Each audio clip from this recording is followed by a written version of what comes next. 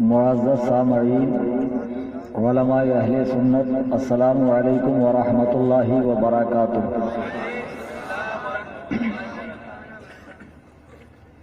अल्हम्दुलिल्लाह अल्हम्दुलिल्लाह अल्हम्दुलिल्लाहि रब्बिल आलमीन वस्सलातु वस्सलामु अला खातमिल अंबियाइ वल मुरसलीन व आलिहि व अस्हाबिहि अत्तय्यिबीन अत्ताहिरीन, अम्मा बअद। क़ाल अल्लाहु तबारक व तआला फ़िल क़ुरआनिल मजीद वल फ़ुरक़ानिल हमीद, फ़अऊज़ु बिल्लाहि मिनश शैतानिर रजीम, बिस्मिल्लाहिर रहमानिर रहीम। व रफ़अना लका ज़िक्रक। अन अबी हुरैरा अन्ना रसूलल्लाहि सल्लल्लाहु अलैहि वसल्लम क़ाल, फ़ुद्दिलतु अलल अंबियाइ बिसित्तिन, उअतीतु जवामिअल कलिम, व नुसिरतु बिर्रुअब, व उहिल्लत लियल गनाइम, व जुइलत लियल अर्दु मस्जिदन व तहूरा, व उरसिलतु इलल खल्क़ि काफ़्फ़ा, व खुतिम बियन नबिय्यून, औ कमा क़ाल अलैहि सलातु वस्सलाम। मिंबर पे हाजिर मुअक्कर उलमाए अहले सुन्नत व जमाअत, बिलखुसूस फ़ज़ीलतु सय्यिद हज़रतुल अल्लामा मौलाना शाह मुफ्ती नूरुल हक साहब क़िबला दामत बरकातुहुमुल क़ुद्सिया, समाहतुश शेख मौलाना अबू बकर नूरानी साहब क़िबला और शहज़ादे मुफ्ती मालवा, दीगर उलमाए अहले सुन्नत और दूरो दराज से तशरीफ़ लाए मेरे सुन्नी, जन्नती, हनफी, बरेलवी भाई, आइए हम और आप गायत अदब व एहतराम से अपनी और सारी कायनात के मरकज़ अक़ीदत जनाब अहमद मुज्तबा मुहम्मद मुस्तफ़ा अरवाहुना फ़िदा सल्लल्लाहु तबारक व तआला अलैहि वसल्लम की बारगाह में हदिया दुरूद व सलाम पेश करें। अल्लाहुम्मा सल्लि अला मौलाना मुहम्मद बारिक वसल्लम। सबसे पहले मेरी गुजारिश है कि एक साहब मेरे बिल्कुल सामने कैमरा लगाए हुए हैं, उन्होंने जितनी वीडियो बनाई है वो डिलीट मार दें, और जिन जिन हजरात ने फ़ोटो खींचा हो, वीडियो बनाई हो, बराए मेहरबानी वो डिलीट कर दें। हजरात, इंदौर शहर में ये मेरी चौथी तकरीर है। खलीफा भी 4 और इमाम भी 4, अल्हम्दुलिल्लाह। अच्छा, तकरीर भी चौथी है आज, और कुर्बो जवार की मिलाकर जैसा मेरे पास रिकॉर्ड होता है 12 तकरीरें हुई हैं, ये 12वीं है। इंदौर में चौथी है और कुर्बो जवार की मिलाकर ये 12वीं है। और इत्तेफाक देखिए कि इस वक्त हम सब की घड़ी में 12 बजे हुए हैं, तकरीर भी 12वीं और टाइम भी 12 बजा है, तो अब जाहिर सी बात है कुछ लोगों के 12 बजाने चाहिए। वैसे सनावद वाले बड़े बेचारे मचल रहे हैं, और आते आते उन्होंने कहा हजरत थोड़ा सा हो जाए, तो हमने कहा तुम्हारी 4 आने की मुर्गी और 12 आने का मसाला हो जाता है। नजराना देते हो इतना और नजर आना हो जाता इतना। तकरीर करके हम चले जाते और बम्बई में जो हमारी ठुकाई होती उसका क्या। वहाँ इल्म के मुकाबले में इल्म तो है नहीं, सब खाली खाली है। वहाँ इल्म के मुकाबले में जहल है। बहरहाल मेरे बुजुर्गों और दोस्तों, बड़ी खुशी महसूस हुई। तैयबा कॉलेज के बच्चों ने ये अज़ीमुश्शान जलसा, बड़ा पुरसुकून जलसा, यकीन मानिए बहुत यूनिक है, बहुत एंटीक है, बहुत जिद्दत है इसके अंदर। काश हमारे हर जलसे ऐसे हैं। और मौलाना जो अफ्रीका से तशरीफ़ लाए थे मौलाना मूसा रज़ा साहब, अब तो वो तशरीफ़ ले गए। सरकार ताजुश शरिया का बड़ा اچھا کلام انہوں نے پڑھا، الحمدللہ اسے سن کر اور ہماری طبیعت باغ باغ ہو گئی۔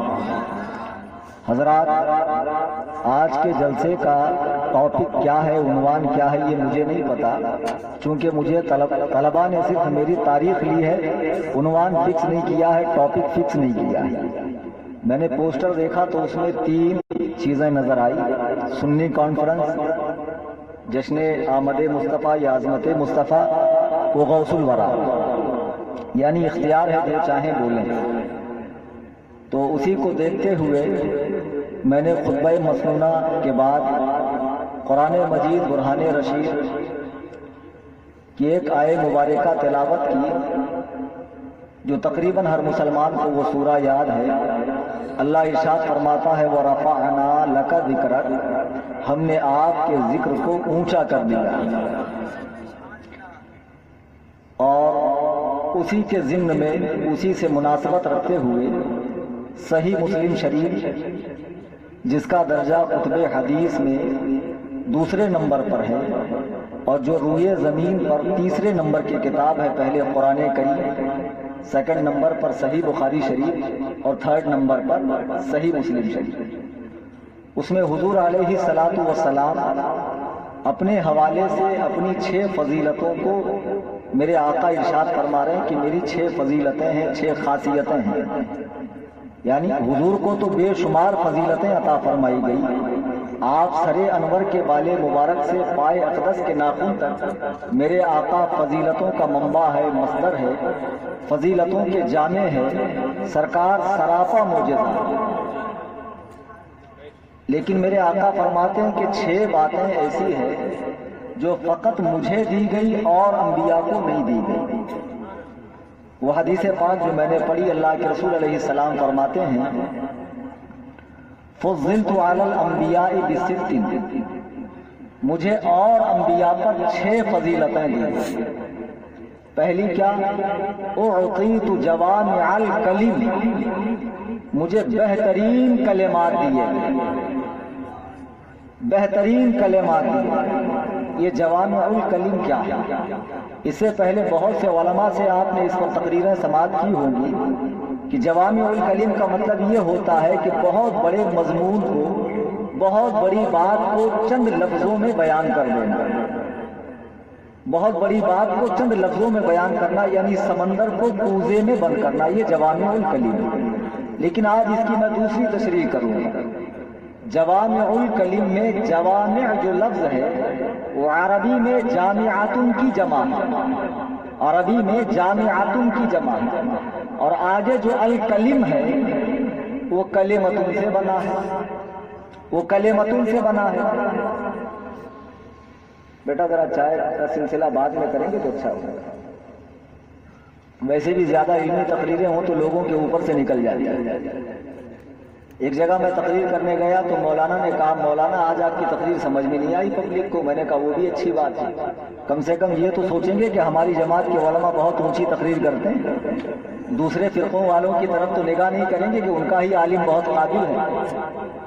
تو کبھی کبھی ایسی بھی تقریر کرنی چاہیے کہ جو عوام کے پلے نہیں پڑے، تو اس سے عوام میں بھی دھاک رہتی ہے، ورنہ تو آپ کو معلوم ہے ہمارے یہاں کیسے کیسے مقرر ہیں ماشاءاللہ۔ حضرات، حضور فرماتے ہیں وہ اعطیت جوامع الکلم، مجھے بہترین کلمات دیے گئے۔ میں نے بتایا کہ جوامع جمع ہے جامعتن کی اور الکلم جمع ہے کلمتن۔ عربی میں کلمہ اسے کہتے ہیں کہ ایک لفظ ہو اور ایک معنی ہو، ایک لفظ ہو اور جیسے کہ اس کی تعریف ہے الکلمۃ لفظ وضع لمعنى مفردا مفردن۔ آپ سن رہے ہیں Razvi network international Islamic website بفیض روحانی حضور علامہ و مولانا الحاج الشاہ حسین احمد رضوی رحمۃ اللہ تشریف لائے میرے آقا سے پہلے انہیں کلمات تو دیے گئے لیکن کلمات جامعات نہیں دیے گئے، انہیں صرف کلمات دیے گئے۔ اصل میں ان کا دائرہ چھوٹا ہوتا تھا، اور کچھ تو خاص علاقے کی طرف آتے تھے. ان کی امت میں لوگ تھوڑے ہوتے تھے، مسائل تھوڑے ہوتے تھے. ان کے بعد ایک اور نبی نے تشریف لانا ہوتا تھا تو امت میں زیادہ مسائل نہیں ہوتے تھے، تو جتنے مسئلے ہوتے تھے اتنے کلمے ہوتے تھے. لیکن میرے آقا علیہ السلام قیامت تک دخول جنت و جہنم تک ہمیشہ ہمیشہ کے لیے نبی بن کر تشریف لائے. آمنہ کے لال کے بعد تخت نبوت پر بیٹھنے کے لیے کوئی پیدا ہو ہی نہیں سکتا، کوئی پیدا ہو ہی نہیں سکتا ہے. سرکار قیامت تک کے لیے تشریف لائے اور حضور کا یہ دین قیامت تک باقی رہے گا. مسائل نئے نئے پیدا ہوتے رہیں گے. ہر مسئلہ آپ کو قرآن حدیث میں نہیں ملے گا، ہر مسئلہ قرآن حدیث میں نہیں ملے گا، لیکن علماء پھر بھی موجودہ مسائل کو قرآن حدیث سے حل کرتے ہیں. اگزامپل سمجھے، یہ مائک جس میں میں تقریر کر رہا ہوں، تقریر کرنا تو سب کے نزدیک جائز ہے، لیکن نماز پڑھنا کچھ کے نزدیک جائز ہے، کچھ کے نزدیک ناجائز ہے. ٹیسٹ ٹیوب بیبی کا مسئلہ، لائف انشورنس کا مسئلہ، ٹیلی فونک نکاح کا مسئلہ، اعضاء کی پیوند کاری کا مسئلہ، بلڈ ڈونیٹ کرنے کا مسئلہ، یہ سینکڑوں مسائل جو ایک صدی کے اندر پیدا ہوئے ہیں، یہ مسائل کوئی بھی مائی کا لال ڈائریکٹ قرآن حدیث سے نہیں بتا سکتا ہے، لیکن فقہائے کرام اس کی نظیرہ تلاش کرتے ہیں اور پھر مسئلے کا حل پیش کرتے ہیں. حضور علیہ الصلوۃ والسلام کو جوامع الکلم کیوں بنایا گیا؟ اس لیے بنایا گیا کہ میرے آقا ہمیشہ ہمیشہ کے لیے نبی بن کر تشریف لائے. آپ کا زمانہ نبوت ہمیشہ کے لیے ہے، تو آپ کے دین میں ہر مسئلے کا حل موجود ہے. اس لیے اب ظاہر سی بات ہے، ہر مسئلے کے لیے ایک کلمہ نہیں دیا جا سکتا. امت میں، اس امت میں لوگ بھی کروڑوں اربوں ہیں، مسائل بھی خربوں ہیں. اگر ہر مسئلے کے لیے ایک کلمہ دیا جاتا، ایک آیت اتاری جاتی، تو قرآن میں کروڑوں آیتیں ہوتی. پھر مشکل کیا ہوتی؟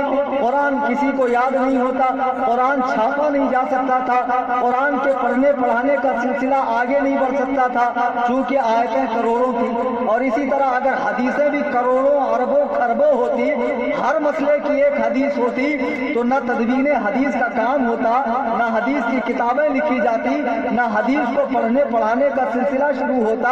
اسی لیے سرکار کو جوامع الکلم بنایا گیا. جوامع الکلم کا مطلب یہ ہے کہ حضور فرماتے ایک بات ہے لیکن اس میں ہزاروں معنی ہوتے ہیں. کچھ پلے پڑی؟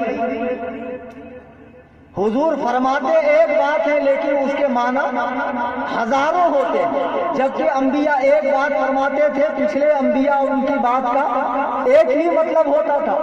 آج کل ایک فرقہ پیدا ہوا ہے. پیدا کیا ہوا ہے؟ انگریزوں نے پیدا کیا ہے. انگریزوں کا پیدا کردہ فرقہ اہل حدیث آپ کے شہر میں ہے؟ ماشاءاللہ. اچھا، آپ کے شہر میں جو اہل حدیث ہیں وہ سب کے سب شیخ الحدیث ہوں گے، سب کے سب بخاری اور مسلم ڈائریکٹ عربی میں پڑھتے ہوں گے؟ نہیں نا. چائے بیچنے والے، چپل سینے والے، پکوڑی تلنے والے، ٹانگا چلانے والے، کپڑے کی دکان پر بیٹھنے والے، ماشاءاللہ اہل حدیث. آج ایک بات میں بتا رہا ہوں علماء کی موجودگی میں، پوری ذمہ داری سے اللہ کی قسم کھا کے بتا رہا ہوں. میری یہ بات نوٹ کر لیں، اور غیر مقلدوں، میرے جانے کے بعد ہی تمہاری باسی کڑی میں ابال کیوں آتا ہے؟ کبھی میرے رہتے ہوئے بھی مناظرہ کر لو. میں اندور میں کل شام 4 بجے تک، کل شام 4 بجے آپ کے جتنے بڑے بڑے فضیلت الشیخ حافظہ اللہ یہاں موجود ہوں، ان کو لے آئیے تاکہ ہم بھی ان کے چہرہ منحوس کو دیکھیں اور ہم بھی ان سے مناظرہ کریں. اہل حدیث آج کون ہیں؟ وہ لوگ اصل میں اہل حدیث کہتے کسے؟ آپ لوگ سمجھتے نہیں، اسی لیے غلطی ہو جاتی ہے. علماء کی موجودگی میں شیخ الحدیث صاحب جو 30 سال سے حدیث پڑھا رہے ہیں، ہمارے استاد کی عمر کے، بلکہ ابا کے بھی عمر کے، ان کی موجودگی میں کہہ رہا ہوں. اہل حدیث ایکچوئل میں اسے کہتے ہیں جو زمانہ خیر القرون میں ہو. اچھا، خیر القرون اینڈ کب ہوا؟ ہجری 220 پر. امام بخاری رحمہ اللہ نے صحیح بخاری میں فرمایا کہ ہجری 220 پر خیر القرون ختم ہو گیا. یہ تو شر القرون ہے. زمانہ خیر القرون میں جو ہو، جسے 1 لاکھ سے زائد حدیث ہیں، सनद व मतन के साथ याद हो। एक्चुअल में उसे कहा जाता है असली अहले हदीस। असली अहले हदीस उसे कहते हैं जो ज़माना खैरुल कुरून में हो और जिसे 1 लाख से ज़ायद हदीस सनद व मतन के साथ में हो, उसे असल में अहले हदीस कहा जाता है। आज का नकली अहले हदीस जिसे ठीक से अपने बाप दादा का नाम भी याद नहीं है, ये अहले हदीस बना फिर 1 लाख हदीस तो छोड़ो, इसे अपने बाप दादा का नाम भी याद नहीं होगा। और ये है माशा अल्लाह अहले हदीस। अहले हदीस किसी फिरके का नाम नहीं है, मुसलमानों के एक इल्मी तबके का नाम है जिन्होंने हदीस को जमा किया, हदीस की जांच पड़ताल की, हदीस की किताबें लिखी, हदीस को पढ़ा और पढ़ाया। उस इल्मी तबके का नाम अहले हदीस है। अहले कुरान किसी जाहिल तबके का नाम नहीं है। तदवीर कुरान करने वालों का नाम, कुरान की तफसीरें लिखने वालों का नाम, कुरान के हुरूफ को जमा करने वालों का नाम है अहले कुरान। आज जाहिलों ने एक फिरका अहले कुरान बना लिया, अब कल को अहले फिक्र का भी फिरका हो सकता है, अहले लुगत का भी फिरका हो सकता है, अहले क़िरात का भी फिरका हो सकता है। ये अहले इल्म की जमातों का नाम है, फिरकों का नाम नहीं। अब अहले हदीस जो हमारे यहाँ के नकली अहले हदीस है, ये सब नकली अहले हदीस है। ये कैसे अहले हदीस है, इससे पहले मैंने आपको बताया था, जैसे गुलाब जामुन खाते हैं आप लोग। अच्छा, उसमें गुलाब होता है कि जामुन होता है? दोनों में, सिर्फ नाम है ना उसका गुलाब जामुन। ऐसे ही बेचारे ना ये अहल है ना इनके पास हदीस है, लेकिन फिर भी अहले हदीस माशाअल्लाह, वाह वाह। अब ये हमसे कहते दिखाओ हर मसले में हदीस, दिखाओ हर मसले में हदीस। हर मसले में हदीस मांगने वाला हुजूर के आखिरी नबी होने का मुनकिर है। हर मसले में हदीस मांगने वाला, इस लतीफ नुक्ते को अच्छी तरह जहन नशीन कर लें आप। हर मसले में हदीस मांगने वाला हुजूर के आखिरी नबी होने का मुनकिर है। मेरे आका जवान उल कलीम है, मेरे आका मुख्तसर बात इरशाद फरमाते हैं, लेकिन उलमा उस मुख्तसर बात से सैकड़ों मसाइल हल करते हैं। उलमा उस बात से सैकड़ों मसाइल हल करते हैं। और कुर्बान जाइए इमाम आजम अबू हनीफा पर कि इमाम शाफई रहिमहुल्लाह फरमाते हैं, अंबिया और सहाबा के बाद किसी माँ ने अबू हनीफा से बड़ा ज़हीन पैदा ही नहीं की। कितनी ज़हानत। एक शख्स ने कसम खाई कि मैं 1 घंटे तक ऐसी इबादत करूंगा कि पूरी दुनिया में उस वक्त वो इबादत सिर्फ मैं ही कर रहा होगा, दूसरा कोई नहीं कर सकता वो इबादत। अगर मैंने ऐसा नहीं किया तो मेरे बीवी पर तलाक। अच्छा बताओ, मान लीजिए इंदौर में इस वक्त कोई नमाज न पढ़ रहा हो, आप अकेले पढ़ रहे हो, लेकिन दुनिया की कितने खित्तों में इस वक्त फजर हो रही है, कहीं जोहर हो रही, कहीं असर हो रही है। तो ऐसा तो नहीं हो सकता है कि आप नमाज पढ़ रहे हो और दुनिया में कहीं कोई नमाजी न पढ़ रहा हो। तो उसने क्या कसम खाई कि मैं ऐसी इबादत 1 घंटे तक करूंगा कि पूरी दुनिया में उस वक्त वो इबादत मेरे अलावा कोई कर ही न रहा हो। अगर ऐसी इबादत मैंने न की तो मेरी औरत पर तलाक। बगदाद के सारे उलमा परेशान, बसरा के सारे उलमा हैरान, इमाम हसन बसरी रहिमहुल्लाह जैसा फकीह मुहद्दिस परेशान, किसी के पास कोई जवाब नहीं। ये मसला इमाम आजम अबू हनीफा के पास आया। इत्तेफाक से इमाम आजम अबू हनीफा उस वक्त मक्कतुल मुकर्रमा में थे और ये शख्स मसला लेकर आया, हुजूर कुछ कीजिए, आप बीवी को तलाक होने से बचाइए। इमाम आजम अबू हनीफा ने हाकिम मक्का को बुलाया, कहा सुनो, 1 घंटे के लिए मस्जिद हराम से सारे हाजियों को बाहर निकाल दो, सारे हाजियों को बाहर निकालो और तू काबे का तवाफ करता रहे, इसलिए कि दुनिया में दूसरा कोई काबा है ही नहीं। 1 घंटे तक तू अकेला तवाफ करता रहेगा, दूसरा उस इबादत में शामिल नहीं होगा, दूसरा कोई उस इबादत में शामिल नहीं होगा। ये हमारे इमाम आजम अबू हनीफा की ज़हानत का आलम है। इमाम आजम अबू हनीफा ने 12,93,000 मसाइल निकाले, 12,93,000 مسائل نکالے، احادیث سے ہی نکالے۔ ہر مسئلے پر حدیث پوچھنے والوں، تمہیں معلوم ہونا چاہیے میرے آقا فرماتے ہیں اللہ نے مجھے 6 فضیلتیں عطا فرمائی۔ فضلت علی الانبیاء ب6، اللہ نے مجھے اور انبیاء پر 6 فضیلتیں دی۔ کون سی؟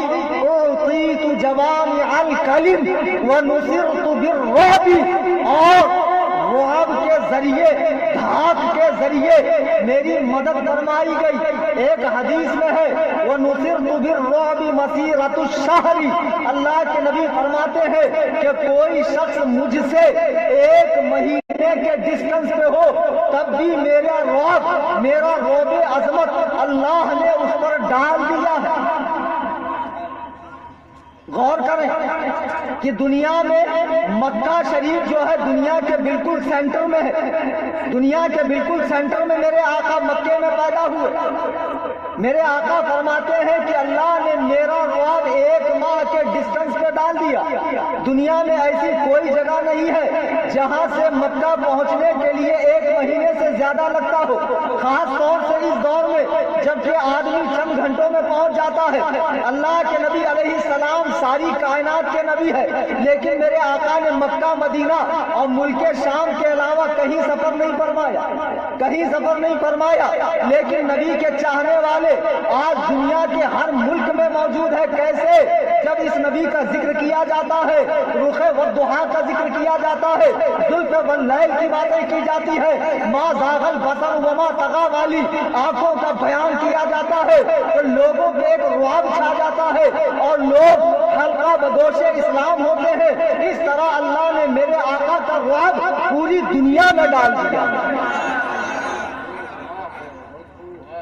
اور پھر آگے آقا فرماتے ہیں وَأُحِلَّتْ لِيَ الْغَنَائِمُ، اللہ نے میرے لیے مال غنیمت کو حلال کر دیا، اور انبیاء کے لیے مال غنیمت حلال نہیں تھا، نہ ان کی امت کے لیے تھا۔ میرے آقا اور ان کی امت کے لیے مال غنیمت حلال ہے۔ مال غنیمت یعنی کیا؟ جو کفار سے لڑتے ہوئے جو مال و زر ہاتھ آ جائے وہ حلال ہے۔ اللہ نے کیوں حلال کیا؟ وہ اس لیے کہ اور انبیاء کرام کا دین زیادہ دن نہیں رہنے والا تھا، ان کا زمانہ نبوت زیادہ نہیں تھا، ان کے بعد ایک اور نبی آنا تھا، اس لیے ان کا کام یہ تھا کہ دین کی تبلیغ بھی کرو، کفار سے لڑو بھی، کماؤ بھی اور کھاؤ بھی۔ لیکن میرے آقا علیہ السلام کا دین قیامت تک رہنے والا ہے، اور میرے آقا کا دین پھیلانے کے لیے جب صحابہ نکلے، جہاد کرنے لگے، تبلیغ کرنے لگے، تو اللہ جانتا تھا کہ ان کی عمریں کم کر دی گئی ہے، ان کی عمروں کو گھٹا دیا گیا ہے۔ اب یہ اگر کمائیں گے کھائیں گے تو جہاد کیسے کریں گے، یہ تبلیغ کیسے کریں گے؟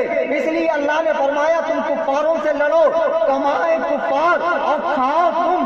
اللہ تعالیٰ نے مال غنیمت کو حلال فرما دیا۔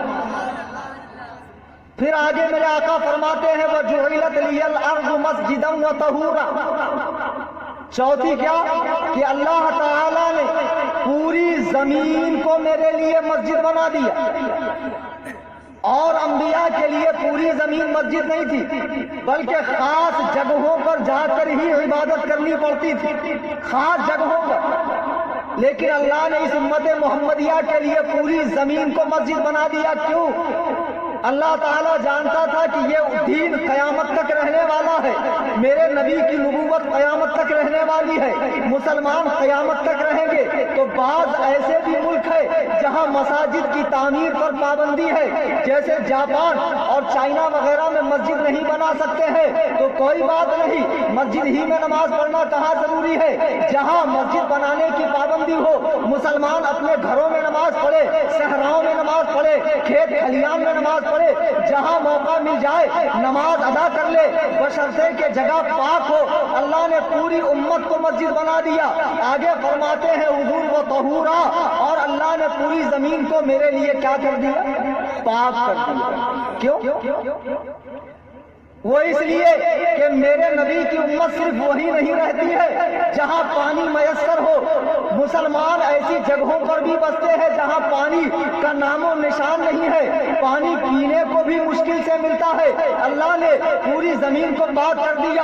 اگر پانی نہ ملے تو مٹی سے تیمم کرو، مٹی سے وضو کرو، مٹی سے غسل کرو، تمہیں پاکی حاصل ہو جائے گی۔ اللہ تعالیٰ نے سرکار کے لیے پوری زمین کو پاک فرما دیا۔ آگے میرے آقا فرماتے ہیں وَأُرْسِلْتُ إِلَى الْخَلْقِ كَافَّةً، اور مجھے تمام مخلوقات کی طرف کیا بنا کر بھیجا گیا؟ بولے نا بھائی، ابھی ادریسیوں کا نام لوں گا، سنابلیوں کا نام لوں گا، تب سمجھ میں آئے گا۔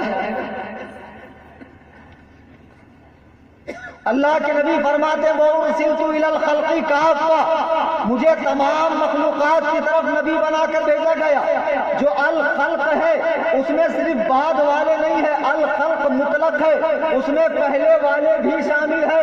سنیے، میرے آقا صرف ہمارے اور آپ کے نبی ہی نہیں، ہمارے اور آپ کے ہی نبی نہیں ہے، بلکہ انبیاء کے بھی نبی ہیں، انبیاء کے بھی نبی ہیں۔ اچھا، اب بعض لوگ کہیں گے مولانا، جیسے کہ نادان کہتے ہیں نبی 40 سال میں نبی بنے۔ میری تو سمجھ میں نہیں آتا، یہ مدرسے میں پڑھنے جاتے ہیں یا گھاس چھیلنے جاتے ہیں؟ قرآن حدیث میں جہاں جگہ جگہ سرکار کی نعتیں بیان کی گئی ہے، ان عقل کے اندھوں، شکل کے گندوں، دیو کے بندوں کو نبی میں صرف کمی اور خامی ہی کیوں نظر آتی ہے؟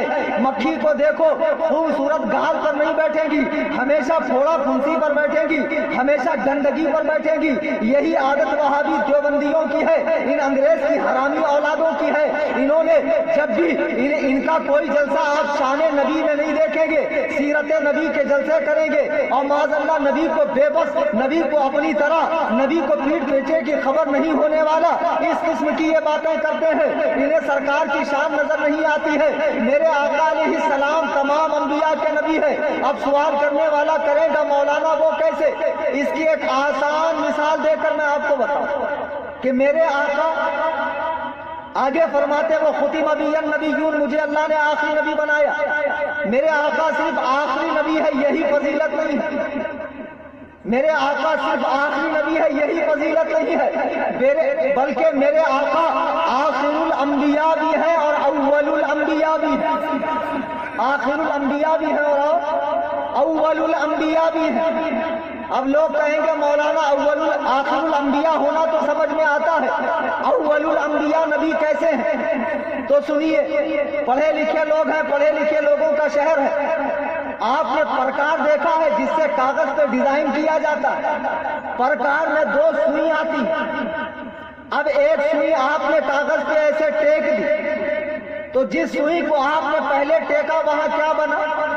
نقطہ، اسے کہتے ہیں مرکز۔ اسے کیا کہتے ہیں؟ مرکز۔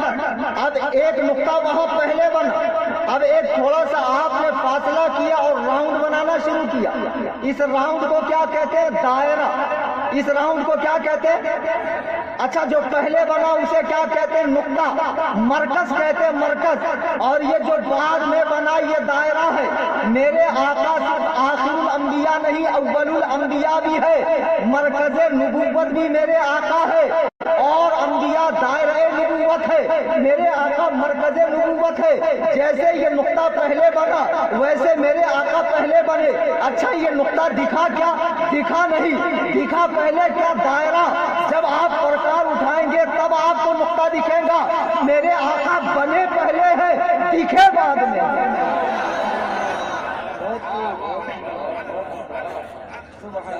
میرے آقا بنے پہلے ہیں اور دکھے بعد میں ہے، تو میرے آقا مرکز نبوت ہے، آپ بنے پہلے ہیں اور انبیاء بنے بعد میں، لیکن دائرے کی طرح وہ دکھے پہلے اور میرے آقا دکھے بعد میں۔ اچھا سنو، میرے آقا صرف مرکز نبوت ہی نہیں ہے بلکہ مرکز حسن بھی میرے آقا ہے، مرکز حسن بھی میرے آقا ہے۔ اس موقع پر مجھے ابن ماجہ شریف میں سیدتنا عائشہ صدیقہ رضی اللہ تعالی عنہا کے وہ اشعار یاد آ رہے ہیں جو ہمارے ایمان کو تازہ کرتے ہیں۔ وہ اشعار کیا ہے؟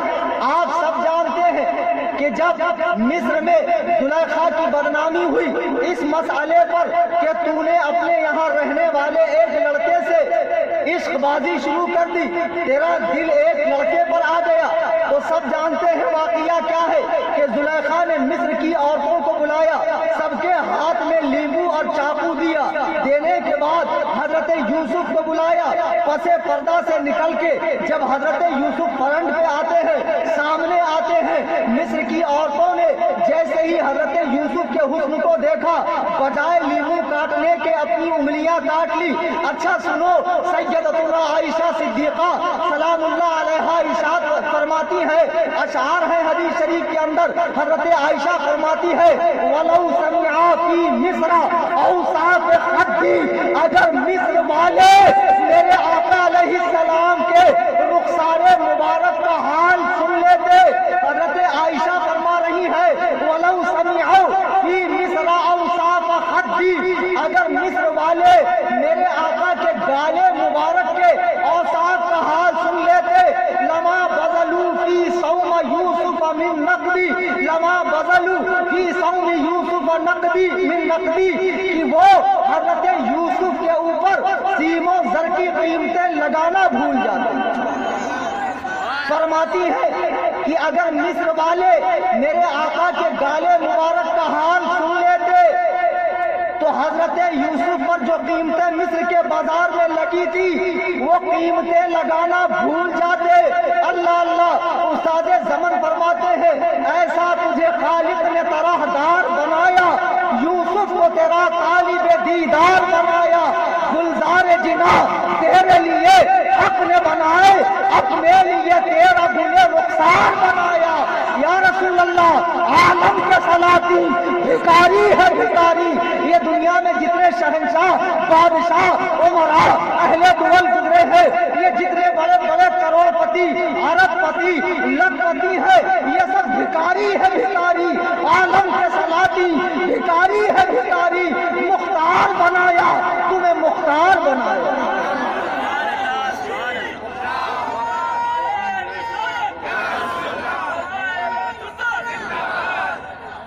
پھر آگے فرماتی، ابھی نہیں، آگے فرماتی لوامی زلیخا لو رائن جبینہ، زلیخا کو برا کہنے والیاں، زلیخا کو برا کہنے والیاں اگر میرے محبوب کے جبین مبارک کو دیکھ لیتی، لوامی زلیخا لو رائن جبینہ، زلیخا کو برا کہنے والیاں میرے محبوب کے جبین مبارک کو دیکھ لیتی، لَأَثَرْنَ بِالْقَطْعِ الْقُلُوبَ عَلَى الْأَيْدِي، تو بجائے انگلیاں کاٹنے کے اپنے دلوں کو کاٹ دیتے۔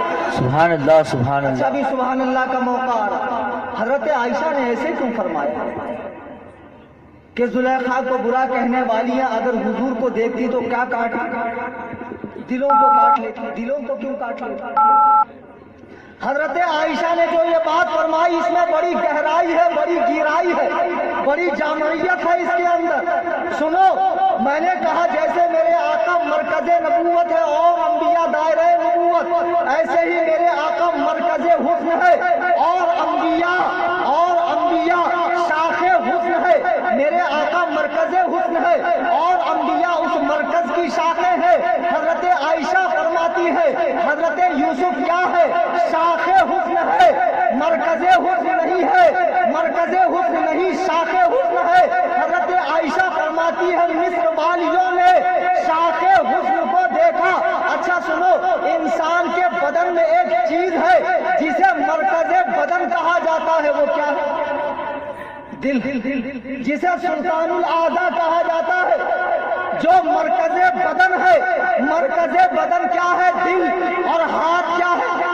شاخ بدن۔ دل مرکز بدن ہے، ہاتھ شاخ بدن ہے۔ حضرت عائشہ فرماتی ہے مصر والیوں نے شاخ حسن کو دیکھا تو شاخ بدن کو کاٹا، اگر مرکز حسن کو دیکھتی تو مرکز بدن کو کاٹ دیتی۔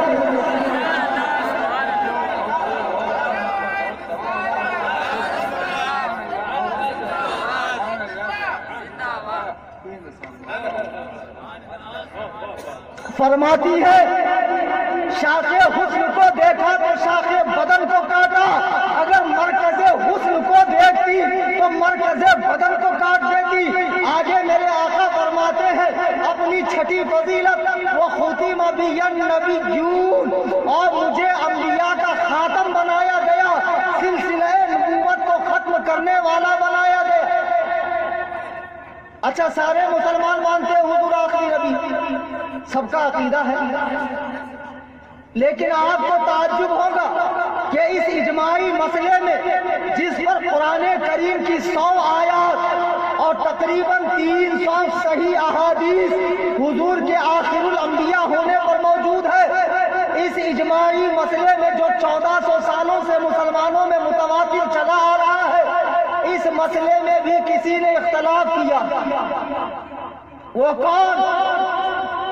دیوبند کا بانی مولوی قاسم نانوتوی، جس نے اپنی کتاب تہذیب الناس میں 3 جگہ سرکار کے آخری نبی ہونے کا انکار کیا۔ میں نے سنا ہے آپ کے اندور میں ایک مفتی صاحب ہیں، اچھا تو وہ ہماری جماعت کا ایک بیچارہ مبلغ ہے، وہ لیپ ٹاپ دکھا کے بیان کرتا ہے، کیا نام اس کا؟ فاروق۔ وہ بیچارے کے پاس کیا علم ہے، آپ اس کو مناظرے کے لیے للکار رہے ہیں۔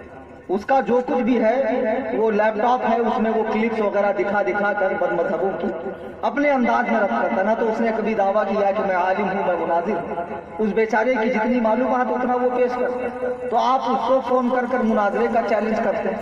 تو جب میں آتا ہوں تو آپ پر ہو کا عالم کیوں طاری ہو جاتا ہے، موت کا سناٹا کیوں چھا جاتا ہے؟ تو کون ہے اسے ذرا پکڑ کر لائیے۔ ہمائر ہے، اچھا میں تو ہمار سمجھ رہا ہوں، جیسے مرزا کہتا تھا مجھے الہام ہوتا، میں کہتا ہوں اس کو احترام ہوتا۔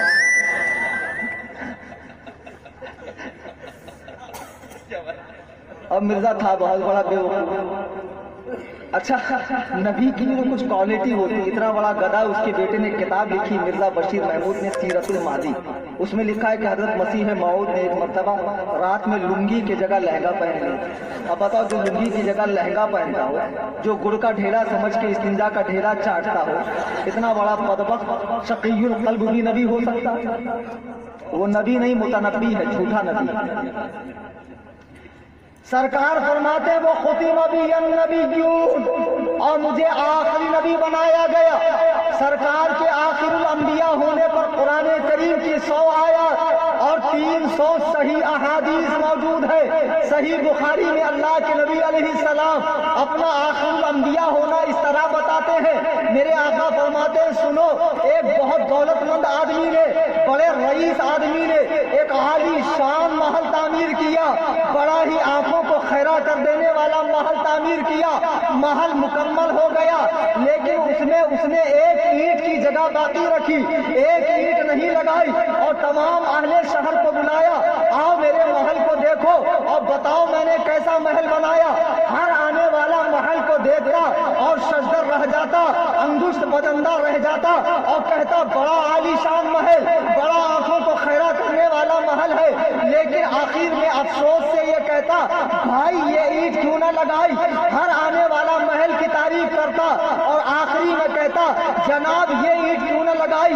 میرے آقا فرماتے ہیں سنو، آدم سے لے کے عیسیٰ تک انبیاء آتے رہے، نبوت کے محل کو تعمیر کرتے رہے، نبوت کے محل کو تعمیر کرتے رہے، جب ایک اینٹ کی جگہ باقی رہی تو میں وہ آخری اینٹ ہوں جس نے نبوت کے محل کو پورا کر دیا۔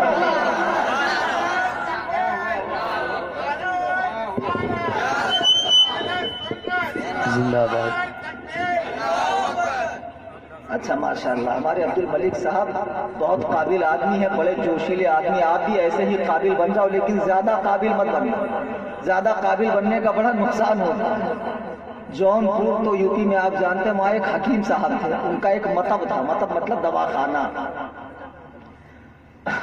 تو بیٹھے ہوئے تھے تو اپنے ایک شاگرد کو غصہ کر رہے تھے، جیسے مفتی احمد یار خان صاحب کبھی کبھی اپنے شاگردوں کو غصہ کرتے ہیں، تو غصہ کرتے کہہ رہے کمینے کیا تم گدھے نہیں تھے، میں نے تمہیں انسان بنایا۔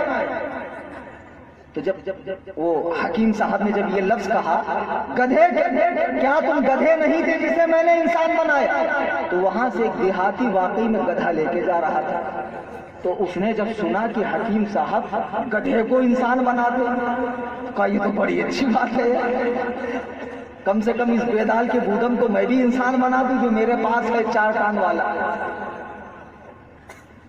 تو اس کو بڑا شوق ہوا کہ چلو حکیم صاحب سے میں اس کو انسان بناتا ہوں. کہا حکیم صاحب السلام علیکم. وعلیکم السلام. کہا حضور سچ میں آپ گدھے کو انسان بناتے ہیں؟ تو حکیم صاحب نے جب دیکھا کہ دیہاتی ہے بھولا بھالا تو ان کے دل میں بھی آیا کہ چلو اس کی چٹکی لے لوں, مزہ لے لوں. انہوں نے کہا صحیح میں گدھے کو انسان بناتا ہوں. تو کہا حضور ایک میرے پاس بھی ہے, اس کو بھی بنا دیجیے. تو حکیم صاحب نے کہا ٹھیک ہے بنا تو دوں گا, لیکن اس کے لیے چھوڑ کے جانا پڑے گا نا, کیونکہ میرے پاس جڑی بوٹیوں سے میں ایک مسالہ بناتا ہوں جو گدھے پہ لگاتا ہوں, تو پھر وہ انسان بن جاتا 2-3 دن کے بعد. تو دیہاتی نے کہا حضور میں چھوڑ کے جاتا ہوں, آپ اس کو انسان بنا دے دیجیے, تو میں 2-4 دن کے بعد آ کر لوں گا. حکیم صاحب نے کہا جاؤ. اب وہ چلا گیا, گدھا بندھا ہوا تھا, کیسے رسی توڑ کر وہ بھگ گیا. اب حکیم صاحب کو بھی خیال نہیں رہا کیا معاملہ ہوا تھا کیا نہیں. اب 2-4 دن کے بعد دیہاتی بڑے فخریہ انداز میں مطلب میں گھسا, کہا حکیم صاحب کہاں ہے وہ میرا انسان جسے آپ نے گدھے سے انسان بنایا. حکیم صاحب کی لائٹ جلی, ہاں یار یہ تو 4-5 دن پہلے کچھ چھوڑ کر گیا تھا گدھا, لیکن وہ تو بھگ گیا, اب کیا کروں. تو حکیم صاحب نے کہا دیکھو بیٹا بات ایسی ہے, ہم لوگ ایک مسالہ لگاتے ہیں انسان بنانے کا, وہ مسالہ تیرے گدھے پہ کچھ زیادہ لگ گیا. تو کہا حضور کیا ہوا؟ بولے ہوا کچھ نہیں, وہ انسان ہی بنا, بڑا قابل پڑھا لکھا انسان بنا اور جج بن گیا, اور اس وقت وہ جونپور کے کورٹ میں جج کی کرسی پہ بیٹھا ہوا. تو دیہاتی نے کہا باپ رے باپ, میرا گدھا جج بن گیا, ماشاء اللہ. اب کیا کہنا, اب تو دونوں ہاتھ گھی میں سر کڑائی میں, اب کمائے گا وہ, کھاؤں گا میں. کہا حضور چلیے مجھے اجازت دیجیے, ابھی میں اپنے گدھے کو لینے جاتا ہوں. اب وہ آیا کورٹ میں, اس وقت 2 وکیل آپس میں بحث کر رہے تھے, تمام لوگ خاموش بیٹھے ہوئے تھے. جج صاحب اونچی کرسی پہ بیٹھے, دیہاتی بڑے فخر سے اندر گھسا. گدھے کہتا ہے جج کو کہہ رہا ہے. جج نے کہا یہ کون بیوقوف ہے جو مجھے ایسے اشارے کر رہا ہے. تو جج نے اسے آ کے دکھایا, کچھ نہیں, زیادہ بکراتی مت کرو سمجھے, چپ چاپ ادھر آؤ. تو ٹھک ٹھک کرنے کا رہتا نا وہ کورٹ میں. جج نے ایسے دکھایا, کہا دیکھ رہا. دیہاتی بولتا اچھا ایسے نہیں مانے گا, ابھی بتاتا ہوں, رک. باہر گیا, تھوڑی سی گھاس لایا, کہتا سن یہ کھائے گا, آج قابل بنو, اتنے قابل مت بنو کہ علماء ہی پہ حملہ کر, اتنے قابل مت بنو کہ علماء کو چھوڑ کر خود قرآن حدیث سمجھنے لگو. ورنہ ایک صاحب میرے پاس آئے, مفتی عرفان رضا سبحانی صاحب بیٹھے ہوئے. کہا مولانا میں تو اہل الحدیث ہوں اور ڈائریکٹ اللہ رسول کی بات مانتا ہوں. تو اتفاق سے میرے پاس ایک پرچہ رکھا تھا, اردو لکھی ہوئی تھی. میں نے کہا ذرا پڑھ اس میں کیا لکھا. اس میں لکھا تھا دور دور کرے. تو اتنا بڑا خر دماغ بیدال کا بودم چغر گھامر تھا, کہتا دور دور کرے. بتاؤ, اب اردو میں زیر زبر تو ہوتا نہیں.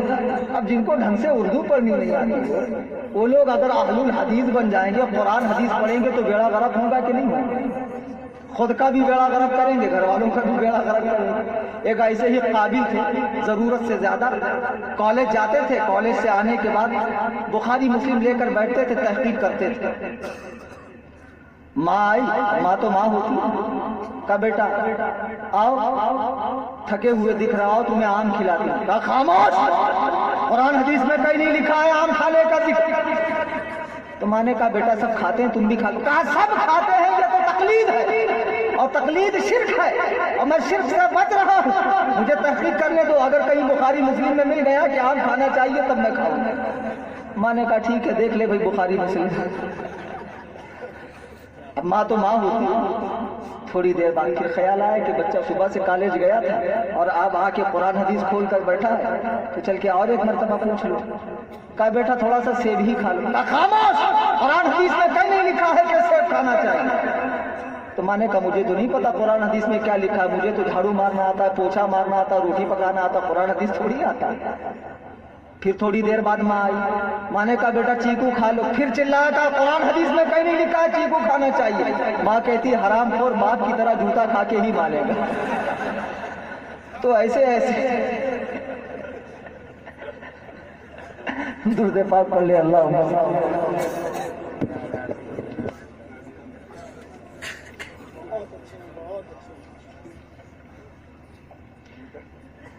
माशाअल्लाह ऐसे ऐसे लोग मुहक्किक बने हुए, एक हाथ से मुसाफा करें। बुखारी शरीफ में लिखा है माशाअल्लाह। बुखारी आधी पढ़ते हो या आधी रात में पढ़ते हो? और जब पढ़ते हो तो कुर्ते की जगह पाजामा पहनते हो का? रात में तुम्हारा पेट खराब होता तो सुबह मुहद्दिस हो जाता है, भाई जाकर दवा ले ले। मुहद्दिस काय बनता है? मुहद्दिस ये है, मुहद्दिस हर कोई हो जाएगा। ये मुहद्दिस है, ये समझे, मुहद्दिस नहीं। तहकीक करते हैं कुरान हदीस। एक हाथ से मुसाफा सही बुखारी के अंदर। इंदौर का कोई गैर मुक़ल्लिद मुझे सिर्फ बुखारी का पूरा नाम बता दे, मैं मान जाऊंगा वाकई में वहले है। बुखारी का नाम बुखारी है क्या? उसका नाम बुखारी थोड़ी, उसे तो हम और आप बुखारी कहें। बुखारी का पूरा नाम मुझसे सुन लो, अल जामिउस सहीहुल मुस्नदुल मुख्तसर मिन उमूर रसूलिल्लाह सल्लल्लाहु अलैहि वसल्लम व सुननिही व अय्यामिही। ये इस किताब का पूरा नाम है। जिनको बुखारी का पूरा नाम ना आता हो वो अपने मसले बुखारी से हल करते हैं, बेड़ा गर्क होगा कि नहीं होगा। और ये लोग कहते हैं सही बुखारी में है एक हाथ से मुसाफा, जबकि इमाम बुखारी रहिमहुल्लाह, अच्छा वो हदीस क्या है मैं बता दूं आपको, नहीं सुनना चाहते, ठंडी ज्यादा असर कर रही है। असल में वो हदीस बाबुल मुसाफा है।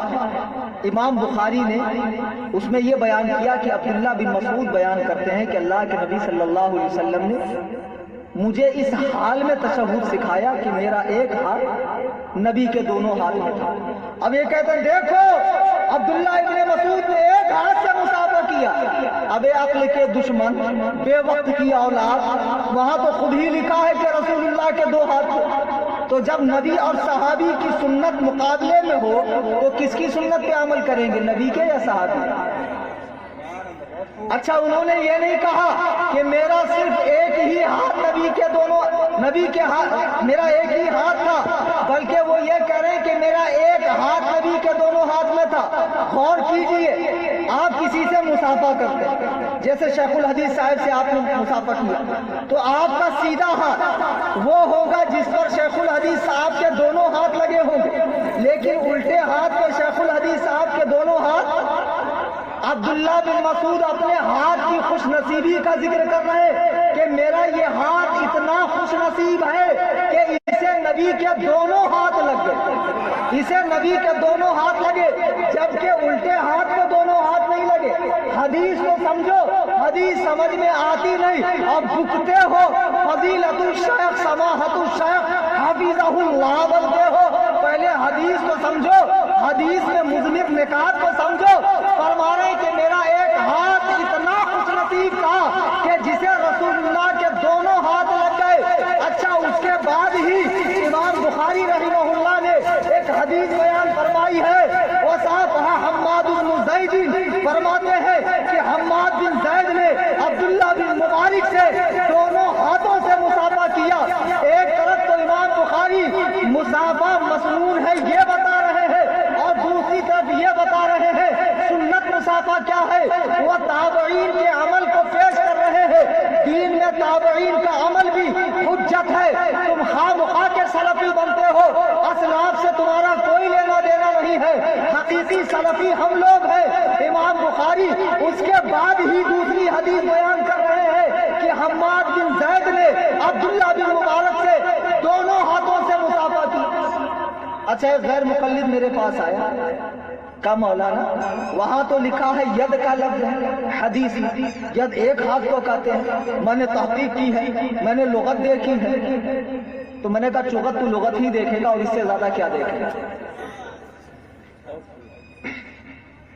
देखो अरबी जुबान इतनी वसी जुबान है और उसके उसलूब ऐसे हैं कि उसमें कभी कभी वाहिद कहकर जमा मुराद लिया जाता है। वाहिद कहकर मिसाल के तौर पर आप कहते हैं मैंने अपनी आंख से देखा, तो आंख वाहिद है कि जमा है?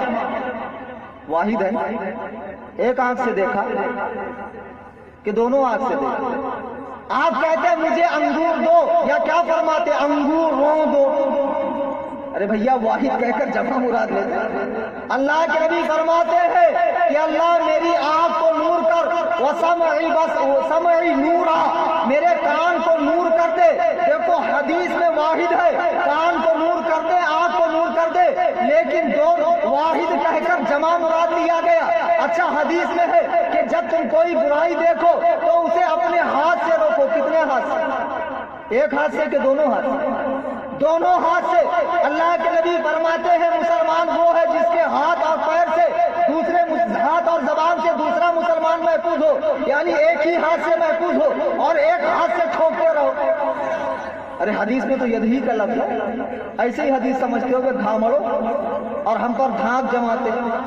फला फजीलतुल शेख साहब हमारे आए, कुछ नहीं तुम्हारे इनके यहाँ लाइब्रेरी में जितनी किताबें हैं जाकर देख लेना, वो सारी मुक़ल्लिदों की लिखी, वो सारी मुक़ल्लिदों की लिखी हुई है। कोई इमाम गैर मुक़ल्लिद नहीं था। इमाम बुखारी रहिमहुल्लाह शाफ़िउल मज़हब है, इमाम मुस्लिम भी शाफ़िई है। ये तमाम अइम्मा हदीस ये हदीस में मुज्तहिद थे, मुज्तहिद मुतलक नहीं थे। इनके गले में भी तकलीद का पट्टा था, इन्होंने भी किसी न किसी इमाम की तकलीद की थी। अच्छा एक गैर मुक़ल्लिद मेरे पास आया, कहा मौलाना आप हनफी हैं? मैंने कहा अल्हम्दुलिल्लाह। बोले अच्छा आप अबू हनीफा की तकलीद करते हैं? मैंने कहा जी हाँ। बोले अच्छा उस अबू हनीफा की जिसकी बात उसके अपने शागिर्द नहीं मानते थे? मैंने कहा कौन से शागिर्द? बोले अबू यूसुफ और इमाम मोहम्मद। वो तो खुद इमाम साहब से उलझते थे, मसाइल में झगड़ा करते थे। तो फिर मैं उस इमाम की तकलीद क्यों करूं जिसके शागिर्द उसकी बात से उलझते हो? मैं तो मोहम्मद रसूलुल्लाह का मुक़ल्लिद हूँ, मैं मोहम्मदी हूँ। तो मैंने कहा बाप रे बाप इतनी बड़ी बात? बोले जी हाँ। तो मैंने कहा अच्छा हुआ तू हजरत सुलेमान के जमाने में नहीं थे। मालूम है हजरत सुलेमान भी नबी, उनके बाप हजरत दाऊद भी नबी। हजरत दाऊद की बारगाह में एक मसला आया। क्या मसला आया? दो औरतें एक बच्चे को अपना बच्चा कह रही थी, दोनों कह रही थी कि मेरा बच्चा। जब मसला हजरत दाऊद के पास आया तो हजरत दाऊद ने देखा तो उन्हें बड़ा तरस आया। बड़ी औरत को देखा, फरमाया देखो ये बच्चा जो है बड़ी औरत है, छोटी औरत का नहीं, बड़ी औरत तुम ले लो। अब दोनों वहां से निकली, हजरत सुलेमान बाहर बैठे हुए। हजरत सुलेमान ने कहा क्या बात है? कहा हम लोग आपके वालिद साहब के पास गए थे, ये मेरा बच्चा है, ये कहती ये मेरा है, तो आपके अब्बा ने फैसला कर दिया कि ये बच्चा बड़ी औरत का। हजरत सुलेमान ने कहा ऐसा नहीं, ऐसे फैसला नहीं, फैसला तो हम करेंगे, बच्चे को यहाँ रखा गया। आपने कहा तलवार लाओ और काटो बच्चे को। जब फरमाया लाओ और काटो तो छोटी तड़प गई। कहा हुजूर कटने से क्या फायदा होगा, इससे तो अच्छा है कि मेरा बच्चा इसके पास ही पलता रहे। हजरत सुलेमान ने फरमाया ये बच्चा इस छोटी औरत का है, इसलिए कि कटने से तकलीफ हकीकी माँ को ही हो सकती है, नकली माँ को नहीं हो सकती है। आपने फरमाया बच्चा तुम ले जाओ। देखो हजरत दाऊद, ये फैसला तो कुरान में है, ये फैसला हजरत दाऊद ने क्या किया था कि बड़ी औरत का है, हजरत सुलेमान ने क्या किया छोटी औरत का है। और कुरान ने हजरत सुलेमान के फैसले को सही करार दिया। मैंने उस गैर के मुक़ल्लिद से, गूगल के मुक़ल्लिद से कहा अच्छा हुआ तो उस जमाने में नहीं था, वरना कहता मैं दाऊद को क्यों नबी मानूं जिसका बेटा उसके फैसले को तस्लीम नहीं करता। सही बात है कि नहीं? मैं दाऊद को नबी क्यों मानूं जिसका अपना बेटा उसके फैसले को तस्लीम नहीं करता। मेरे बुजुर्गों और दोस्तों, इमाम साहब रहमतुल्लाह अलैह के ये दोनों शागिर्द मुज्तहिद है और मुज्तहिद को हक है दूसरे मुज्तहिद के मसले से इख्तिलाफ करने का। किसको हक है? एक गैर मुक़ल्लिद आया, कहा मौलाना आप हमसे हमारा हक क्यों छीनते? मैंने कहा तेरा कौन सा हक मैंने छीन लिया? बोले भाई हम इमाम साहब से अगर उलझते हैं, उनके तहकीक पर अगर हम शक करते हैं या तहकीक पर तहकीक करते हैं, इमाम साहब मासूम तो नहीं है, नबी तो नहीं है। मैंने कहा मासूम बेशक नहीं है, लेकिन अल्हम्दुलिल्लाह महफूज जरूर है। मासूम नहीं है लेकिन महफूज जरूर है। लेकिन एक बात बता कि मुजतहिद के तहकीक से उलझेगा कौन, उसकी तहकीक पे तहकीक करेगा कौन? चौड़ा चमा एक डॉक्टर नुस्खा लिख कर देता है और आप उसको चेक करा रहे हैं चप्पल सीने वाले से, हुजूर जरा देखिए तो सही है कि नहीं। अब माशाअल्लाह वो भी चप्पल सीते सीते फरमा रहा है कि ये ऐसी राइटिंग, ये तो इससे अच्छा तो इदारिया का तालिब इल्म लिखता है, ये कौन सी राइटिंग है? یہ کوئی رائٹنگ نہیں. پھر آپ شور مچاؤ کہ جناب موچی نے فرمایا ہے کہ یہ ڈاکٹر کو لکھنا پڑھنا نہیں آتا. ماشاء اللہ ماشاء اللہ، جناب موچی نے کتنی پتے کی بات فرما دی کہ موچی صاحب نے فرمایا ہے کہ ڈاکٹر کی تحقیق غلط ہے اور جو دوا اس نے دی ہے اس کو کھانے سے منہ کاوا ہوتا ہے.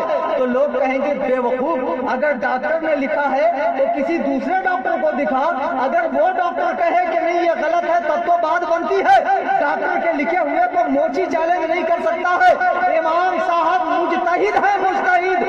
امام صاحب کے دنیا سے جانے کے بعد امام مالک بھی موجود تھے، امام شافعی بھی موجود تھے، امام احمد بن حنبل بھی موجود تھے. یہ تینوں مجتہد مطلب تھے. اب ایک چوڑا چوارو یہ بتاؤ، کیا امام اعظم ابو حنیفہ نعمان ابن ثابت ابن زوطا کوفی رضی اللہ تعالی عنہ کی تحقیقات کو امام دار الہجرت امام مالک نے غلط کہا، امام شافعی نے غلط کہا، امام احمد بن حنبل نے غلط کہا؟ جب انہوں نے غلط نہیں کہا ان مجتہدوں نے، تو کس کھیت کی مولی ہے جو امام صاحب کے مسئلوں کو چیلنج کر رہا ہے؟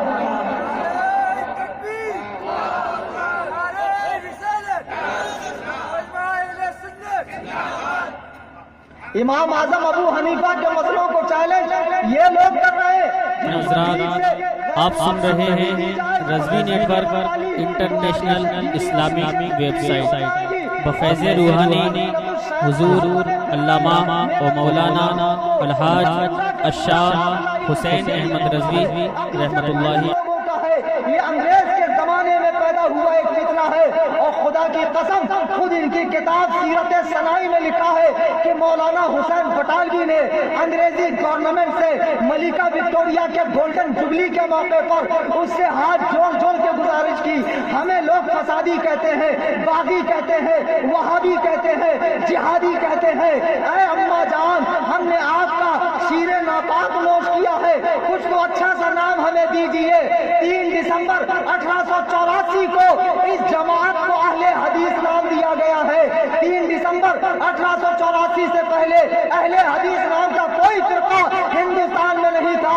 اگر تم نے اپنی ماں کا دودھ پیا ہو، کسی کتیا کا دودھ نہ پیا ہو، آؤ اور ثابت کرو کہ 1884 سے پہلے اہل حدیث نام کی کوئی جماعت بھی تھی ہندوستان میں.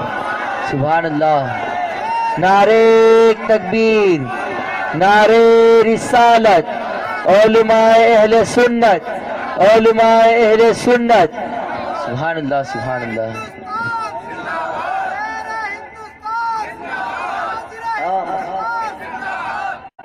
مسلک اعلی حضرت زندہ باد، مسلک اعلی حضرت زندہ باد. ہمارے سچے رہنما ابو حنیفہ اور رضا، ہمارے سچے رہنما. میرے بزرگوں اور دوستو، اللہ کے نبی فرماتے وہ ختم بی النبیون، اور مجھے اللہ نے آخری نبی بنایا. سرکار آخری نبی ہے، اور یہ پورے مسلمانوں، تمام مسلمانوں کا اجماعی عقیدہ ہے، اور یہ متواتر عقیدہ ہے. اس عقیدے میں تعویل باطل کرنا، رخنا ڈالنا، خاتم کا کوئی اور معنی بیان کرنا، دیوبندیوں سے ہمارا اختلاف کیوں ہے؟ سمجھ لیں. ابھی ایک جگہ مناظرہ ہوا تھا مفتی مطیع الرحمان صاحب قبلہ کا اور وہ نجیز غیابی کا، اسی تحذیر الناس کا. حالانکہ مفتی مطیع الرحمان صاحب نے دلیلیں بہت زوردار دی، لیکن وہ شریف الطبع آدمی ہے، حلیم الطبع ہے، ذرا دھیرے بولے. اور یہ گرستہ خوب ہے، کیونکہ جو ذرا سے کھڈے میں پانی ہوتا تو اچھلتا بہت ہے، اور سمندر خاموش چلتا ہے. آپ کوئی پھلدار درخت کو دیکھیں وہ ہمیشہ جھکا ہوا رہے، اور جس میں پھل نہیں ہوتے وہ ہواؤں کے دوش میں پھڑپڑاتا رہتا ہے.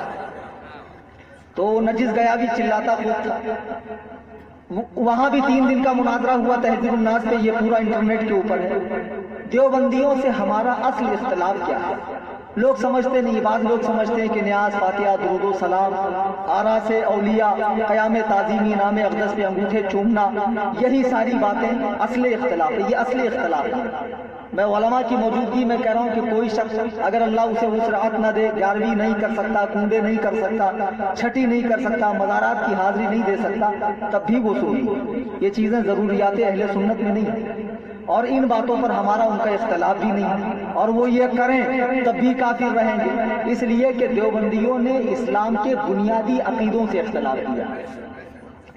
جیسے تہذیب الناس کتاب کے اندر قاسم نانوتوی نے صفحہ 4 پر لکھا ہے، عبارت پڑھ رہا ہوں میں، کہتا ہے عوام کے خیال میں تو حضور کا خاتم ہونا کوئی معنی کہ آپ کا زمانہ انبیاء سابقین کے بعد ہے اور آپ آخر الانبیاء ہے، مگر اہل فہم پر روشن ہوگا کہ تقدم یا تاخر زمانی میں بالذات کچھ فضیلت نہیں۔ وہ کہنا یہ چاہ رہا ہے کہ دیکھو حضور آخری میں تشریف لائے تو آخر الانبیاء ہوئے، لوگوں کا یہ سمجھنا کہ حضور آخری میں آئے اس لیے آخر الانبیاء ہے اور بڑے مرتبے والے ہیں، یہ تو عوام کا خیال ہے۔ اگر حضور پہلے آتے تقدم یا تاخر زمانی میں بالذات کچھ فضیلت نہیں۔ وہ کہنا یہ چاہ رہا ہے کہ حضور اس وقت آتے جب آدم آئے اور باقی کے نبی بعد میں آتے تب بھی حضور بڑے ہوتے۔ اس کا مطلب کیا ہے؟ اس کا مطلب یہ ہے کہ دیوبندی حضور کو خاتم رتبی مانتے ہیں، خاتم رتبی، خاتم زمانی نہیں مانتے ہیں۔ اس نقطے کو اچھے سے ذہن میں رکھیں، دیوبندی حضور کو کیا مانتے ہیں؟ خاتم رتبی، یعنی جس پر مرتبے کو ختم کر دیا گیا، لیکن خاتم زمانی نہیں مانتے۔ آگے چل کے صفحہ 21 اور 40 پر اس نے لکھا بالفرض بعد زمانہ نبوی کوئی نبی پیدا ہو پھر بھی آپ کی خاتمیت میں فرق نہیں آئے گا، یعنی حضور آخری نبی رہیں گے۔ اب آپ سوچ رہے ہوں گے جناب یہ کیا، حضور کے بعد بھی کوئی نبی پیدا ہو تو تب بھی حضور آخری کیسے رہیں گے؟ وہ اس حساب سے کہ دیوبندیوں کے نزدیک حضور صرف خاتم رتبی ہے، لیکن ہمارا عقیدہ ہے کہ اللہ کے محبوب اعظم صلی اللہ تبارک و تعالی علیہ وسلم خاتم رتبی بھی ہے، خاتم مکانی بھی ہے، خاتم زمانی بھی ہے، نبی الانبیاء بھی ہے، امام الانبیاء بھی ہے، افضل الانبیاء بھی ہے، سید الانبیاء بھی ہے، آخر الانبیاء بھی ہے۔ سبحان اللہ۔ حضور آخری میں تشریف لائے، آپ کے بعد کسی مولا کے لحاظ سے بھی کوئی نبی پیدا ہو ہی نہیں سکتا۔ بخاری شریف کی حدیث ہے، اللہ کے نبی فرماتے ہیں لو کان بعدی نبی لکان عمر بن الخطاب، اگر میرے بعد کوئی نبی ہوتا تو عمر بن خطاب نبی ہوتے۔ اللہ تعالیٰ نے جب آمنہ کے لال کو دنیا میں بھیجا، عبداللہ کے در یتیم کو بھیجا، تو اب قیامت تک زمین کے ساتھ طبقات، آسمان کے ساتھ درجات میں تخت نبوت پہ بیٹھنے کے لیے کوئی پیدا ہو ہی نہیں سکتا ہے۔ اور جو یہ عقیدہ رکھے نیا نبی پیدا ہو سکتا ہے وہ کیا ہے؟ اور دیوبندی کیا ہے؟ تو جو آپ کے شہر میں دیوبندیوں کا مفتی ہے اسے میں چیلنج کرتا ہوں، وہ بار بار بھاگنے کے لیے کہتے ہیں احمد رضا کا اسلام ثابت کرو۔ ابے احمد رضا کا اسلام کسی للو پنجو کا محتاج نہیں ہے، احمد رضا کا اسلام دیوبند احمدیہ کا محتاج نہیں ہے۔ احمد رضا وہ ہے جب بارگاہ رسالت میں حاضر ہوتے ہیں سرکار دو عالم اپنے وجود مسعود کے ساتھ باہر تشریف لاتے ہیں، اللہ اللہ دیدار سے مشرف فرماتے ہیں، دیدار کا شربت پلاتے ہیں۔ احمد رضا وہ ہے جن کے بارے میں محدث اعظم فرماتے ہیں کہ احمد رضا سرکار غوث اعظم کے ہاتھ میں ایسے ہے جیسے قلم در دست کاتب، ایسے اعلیٰ حضرت غوث اعظم کے ہاتھ میں ہے اور غوث اعظم رسول اللہ کے ہاتھ میں ہے۔ احمد رضا کا اسلام تو تمہارے بڑے بڑوں نے سڑے سڑوں نے خود قبول کیا ہے۔ جب اعلیٰ حضرت کے انتقال کی خبر تھانوی نے سنی تو کیا کہا، رونے لگا، کھڑا ہو گیا۔ لوگوں نے کہا حضور وہ تو آپ کو کافر کہتا تھا، تھانوی کہتا ہے اس نے رسول کے بنا پر کہتا تھا، اور اگر وہ ہمیں کافر نہ کہتا تو خود کافر ہو جاتا۔ احمد رضا کا اسلام تو تمہارے بڑے بڑوں نے مانا۔ سبحان اللہ، سبحان اللہ۔ اپنے اکابرین کے کفر پہ مٹی ڈالنے کے لیے، پردہ ڈالنے کے لیے عوام کو کہتے ہیں احمد رضا کا اسلام ثابت کرو۔ احمد رضا کا اسلام کسی کا محتاج نہیں ہے۔ الحمدللہ احمد رضا کا اسلام ثابت ہے اور ان کے ماننے والوں کا ایمان بھی سلامت ہے۔ میرے بزرگوں اور دوستوں، دیوبند کے بانی قاسم نانوتوی نے ایک کتاب لکھی تہذیب الناس، جس میں 3 جگہ سرکار کے آخری نبی ہونے کا انکار ہے۔ اچھا اس نے کتاب لکھی اب اس کے بعد پنجاب میں ایک شخص 1835 میں پیدا ہوا، مرا 1908 میں، 55 سال تک انگریزی گورنمنٹ کی اتنی خدمت کی، خود مرزا اپنی کتاب روحانی خزائن کے جلد 22 صفحہ 17 پہ لکھتا ہے کہ میں نے انگریزی گورنمنٹ کی اتنی خدمت میں اتنی کتابیں لکھی، اگر الماریوں میں بھرا جائے تو 50 الماریاں بھر جائیں، 50 الماریاں، اتنی کتابیں میں نے انگریزی گورنمنٹ کے شان میں لکھی ہے، ان کی حمایت میں۔ اب یہ شخص نے یہ کچہری میں ملازم تھا، اس کا کام تھا کاغذ پتر وکیل تک پہنچانا۔ اس زمانے میں آریوں کا بڑا زور تھا آریوں۔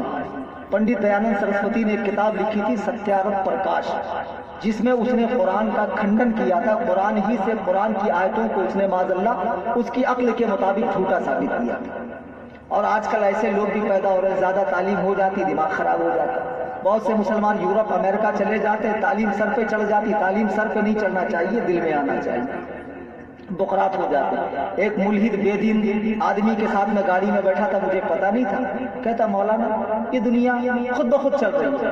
میں نے کہا بے وقوف، 10x10 کی کار کو بنا چلائے چل نہیں رہی ہے، پوری دنیا خود بخود چل رہی ہے، اتنے بڑے خواب رکھا۔ کہتے ہیں سورج خود بخود بن گیا، اور یہ بلب کسی سائنسدان نے بنایا، مطلب یہ چھوٹا سا بلب سائنسدان نے بنایا اور سورج اپنے آپ بن گیا، سب ان کے یہاں حادثے سے ہو گیا۔ تو اس زمانے میں آریوں کا بڑا زور تھا، تو مرزا نے ایک کتاب لکھی تھی براہین اسلام، براہین احمدیہ۔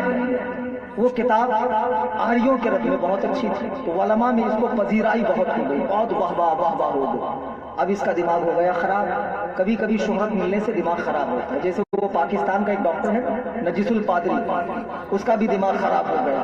آپ میری ٹوپی کو دیکھ کر ذہن وہاں نہ لے جائیں، مجھے دیکھ کر آپ پیر ثاقب سامی کا بھی تصور کر سکتے ہیں، اپنوں کا تصور کیجیے۔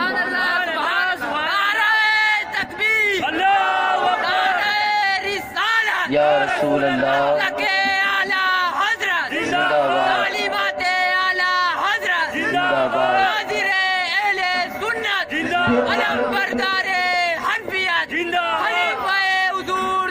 ناروں میں اختصار سے کام لے، بلکہ اختصار کی بھی دعالی کی حضرات۔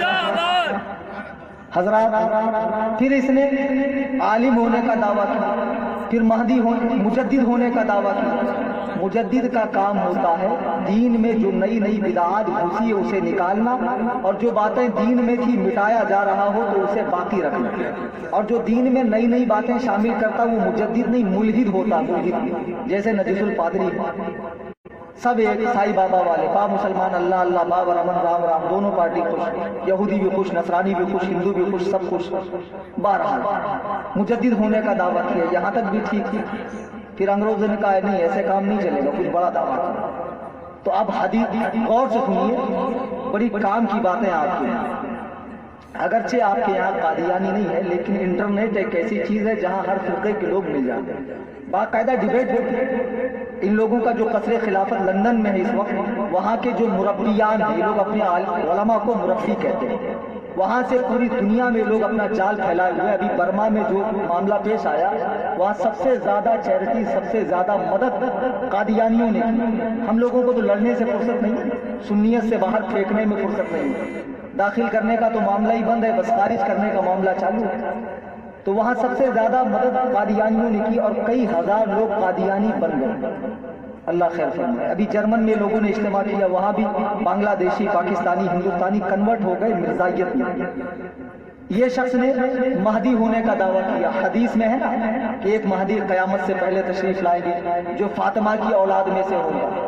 اب مرزا تھا بڑا مکہ، ایک طرف تو اس نے اپنی کتاب میں لکھا کہ میری نانی دادیاں چین سے تھی، پھر کبھی لکھا میرے باپ دادا مغل تھے، پھر کبھی لکھا میرے باپ دادا فارس تھے۔ جہاں جہاں حدیث پڑھی وہاں وہاں اپنا سلسلہ جوڑ دیا، یعنی مرزا کئی آدمیوں کا ماجون مرکب تھا، کئی آدمیوں سے مل کر بنا تھا۔ تو کیونکہ حدیث میں تو ہے کہ مہدی کیا ہوں گے، فاطمہ کی نسل سے ہوں گے۔ تو پھر ایک طرف کہتا نہیں میری نانیاں دادیاں بھی سیدہ تھیں، نانیاں دادیاں تھیں نا، باپ دادا تھوڑی تھے، باپ دادا سے شجرہ چلتا ہے کہ نانیوں سے دادیوں سے چلتا ہے۔ 12 مہدی ہونے کا دعویٰ کیا، اچھا پھر اس نے دیکھا کہ جگہ جگہ قرآن حدیث میں لکھا ہے کہ عیسیٰ آسمان پر اٹھا لیے گئے، پھر وہ تشریف لائیں گے عیسیٰ بن مریم، اور وہ حضرت عیسیٰ تشریف لائیں گے۔ اب ہر جگہ لکھا ہے کہ حضور آخری نبی ہے، تو میں نبی بنوں کیسے؟ نبی تو مجھے بننا ہے۔ قاسم صاحب نے تھوڑا سا راستہ تو کھول دیا تھا، اب گھسنا مرزا کو تھا۔ انگریزوں نے 3 فرقے پیدا کیے تھے، کان کھول کر سن لو، بڑی ذمہ داری سے میں کہہ رہا ہوں، دیوبندیوں کا، قادیانیوں کا، غیر مقلدوں کا۔ یہ تینوں فرقے انگریزی دور اقتدار میں پیدا ہوئے، اس سے پہلے ان کا نام و نشان تک نہیں تھا۔ قاسم صاحب کا کام یہ تھا کہ آپ پھاٹک کھول دو، گھسنے کا کام مرزا کا تھا۔ تو مرزا نے کہا سنو، جس عیسیٰ کا تم انتظار کر رہے ہو وہ عیسیٰ تو مر گئے، ان کی تو قبر کشمیر میں، وہ نہیں آنے والا، ان کی جگہ میں آیا ہے۔ اچھا آپ کسی قادیانی سے آپ کی بات ہو تو ان سے کہنا حدیث میں تو لکھا ہے کہ حضرت عیسیٰ دنیا میں جب آئیں گے شادی بھی کریں گے، بال بچے بھی ہوں گے، کعبۃ اللہ کا حج بھی کریں گے، پھر مدینہ جائیں گے، پھر انتقال ہوگا، پھر نبی کے پڑوس میں دفن ہوں گے۔ مرزا تو پوری زندگی میں کبھی مکہ مدینہ گیا ہی نہیں، پھر عیسیٰ کیسے ہو گئے؟ کبھی اس کی اپنی کتابوں میں لکھا، اس نے حج بھی نہیں کیا، عمرہ ہی نہیں کیا، کبھی گئے نہیں مکہ مدینہ، پھر کیسے وہ عیسیٰ ہو گیا؟ بہرحال ایک قادیانی سے میری بحث ہو رہی تھی، تو یہ لوگ حضرت عیسیٰ کو کیا مانتے؟ وفات یافتہ، یعنی ان کا انتقال ہو چکا۔ اور ہم مسلمانوں کا کیا عقیدہ؟ حضرت عیسیٰ آسمانوں پر کیا ہے؟ زندہ، دنیا میں دوبارہ تشریف لائیں گے، سور کو کاٹیں گے، سلیب کراس کے نشان کو کاٹیں گے، اور تمام عیسائی یہودی قتل کیے جائیں گے، پوری دنیا میں صرف مسلمان ہی مسلمان ہیں۔ پھر اس نے عیسیٰ بن مریم ہونے کا دعویٰ کیا، پھر ذلی نبی ہونے کا دعویٰ کیا، بروزی نبی ہونے کا دعویٰ کیا، عطائی نبی ہونے کا دعویٰ کیا، کبھی رام کرشن ہونے کا دعویٰ کیا، کبھی کیا ہونے کا دعویٰ کیا، پھر محمد رسول اللہ سے افضل ہونے کا دعویٰ کیا۔ بہت بڑا گھامڑ مرزا، اتنا بڑا گھامڑ دعوے پہ دعوے کرتا رہا۔ آج اس کے ماننے والے بھی دنیا میں 4 کروڑ کی تعداد میں مسلمانوں موجود ہیں۔ پاکستان میں جو ختم نبوت کا دھرنا دیا گیا مولانا خادم رسول رضوی کی جانب سے، وہ اس لیے کہ پاکستان جیسے ملک میں جہاں ان کو اقلیت قرار دیا گیا ہے، غیر مسلم قرار دیا گیا ہے، وہاں یہ لوگ قانون بدلنے کی کوشش کر رہے ہیں۔ ہندوستان میں تو ڈیموکریسی ہے، یہاں تو ہر شخص اپنے مذہب کی تبلیغ کر سکتا۔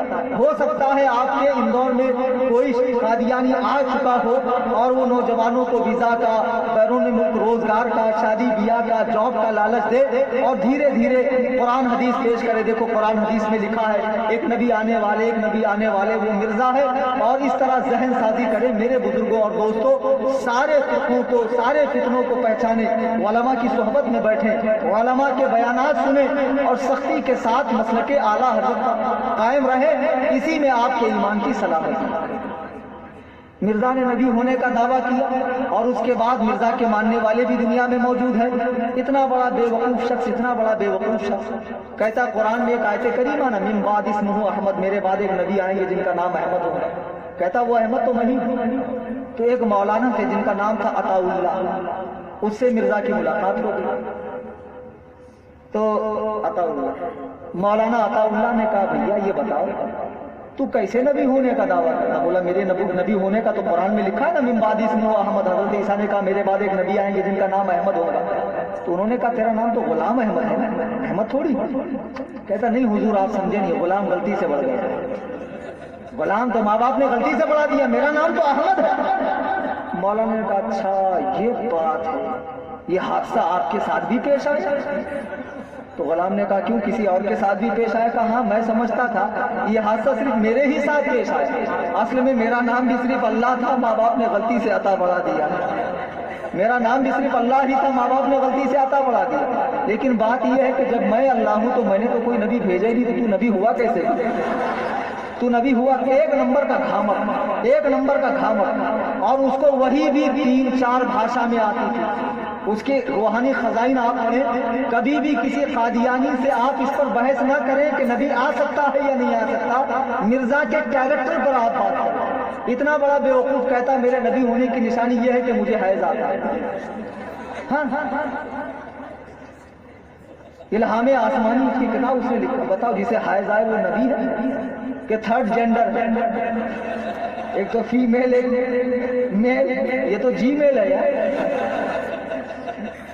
کون سا؟ کہتا اللہ تعالیٰ معاذ اللہ مجھ سے 2 سال تک بدفعلی کرتا رہا، میں 2 سال تک پردہ مریم میں رہا، اور معاذ اللہ میں نے اللہ کا بچہ جنا۔ ایسی کفریات اس نے بکی، ایسی کفریات بکی، ایسا بڑا بے وقوف۔ اس کی تو اصل تصویر بھی انٹرنیٹ میں، اس کی شکل دیکھ، آنکھیں ایسی۔ ایک بہت بڑے حکیم نے کہا کہ جو شخص آنکھ نیچی کر کے بات کرتا اصل میں وہ نسیان کا مریض ہوتا، اور اس کو کئی طریقے کے امراض ہوتے ہیں، اس کو بے شمار بیماریاں تھیں، بیماریوں کا تو پورا کے پورا نیچے سے اوپر تک بیمار ہی بیمار تھا مرزا، اور دعوے بڑے دعوے کرتا رہا، اس کی کوئی بھی بات اللہ تعالیٰ نے پوری نہیں فرمائی، ذلیل و خوار ہوا۔ 1908 کو مرزا، یہ بات تھانوی کے لیے نہیں، حقیقت میں بات مرزا کی کہ مرزا بیت الخلا میں مرا۔ جی اس کی میرے پاس کلپ ہے، ان کے مربی خود کہہ رہے ہیں کہ وہ اتنے لاغر ہو گئے، اتنے نحیف ہو گئے تھے ہگنے کے لیے، وہیں ہگتے پسر گئے، مر گئے، جنت سے ایک اسٹاپ پہلے پہنچ گئے، یعنی مر گئے۔ مرزا صاحب کہاں مرے؟ ٹٹی خانے۔ اللہ کے اچھا سنو، اللہ کے نبی فرماتے ہیں انسان وہی دفن ہوتا ہے جہاں کی مٹی سے وہ مرزا کائے سے بنا۔ دیکھو سو رہے ہیں لوگ حلوے سے، ارے مرزا کاہے سے بنا تھا؟